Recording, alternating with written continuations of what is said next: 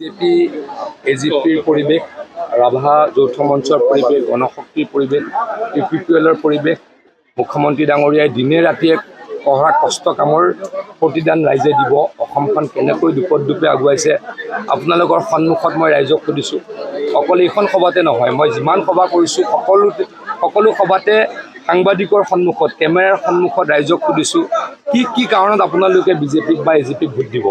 আৰু সকলোৱে কৈছে যে উন্নয়ন হৈছে, ৰাস্তা পথ হৈছে, মেডিকেল কলেজ হৈছে, ইউনিভাৰ্চিটি হৈছে, অৰুণোদয় দিছে, চাকৰি 1.5 লাখ চাকৰি দিছে।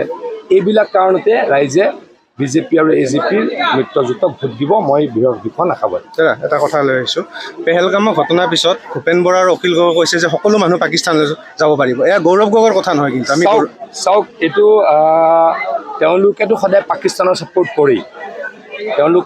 তেওঁলোকৰ দলত কিছু পাকিস্তানী ছাপোৰ্টাৰ আছে, কংগ্ৰেছ দল আৰু ৰাইজৰ দলত কিছু কংগ্ৰেছী পাকিস্তানী ছাপোৰ্টাৰ আছে। গতিকে তেওঁলোকে নিজৰ ছাপোৰ্টাৰকটোতো সন্মান কৰিব লাগিব। এইটো দেশকে দেখা কথা। অসমৰ ৰাইজে জানে যে কংগ্ৰেছত, ৰাইজৰ দলত বা অন্য এজিপি বুলি এটা দল আছে, তাতে পাকিস্তানী ছাপোৰ্টাৰ আছে।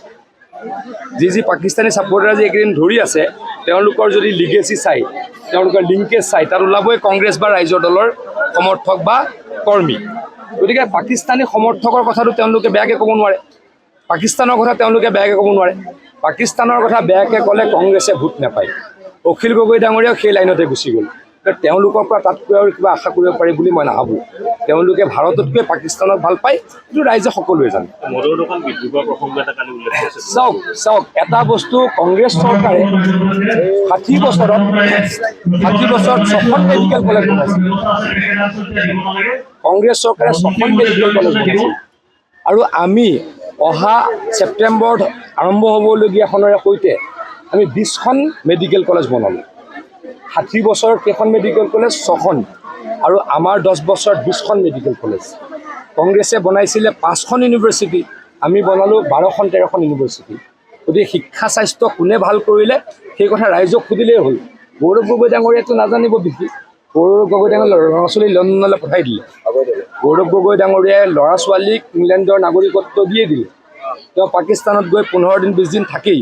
গতিকে কোনদিনা তেওঁ অসম এৰি যায়, কোনদিনা ভাৰত এৰি যায় ক'ব নোৱাৰি। গতিকে তেখেতৰ কথাত বহুত গুৰুত্ব দিব লগা আছে বুলি মই ভাবোঁ।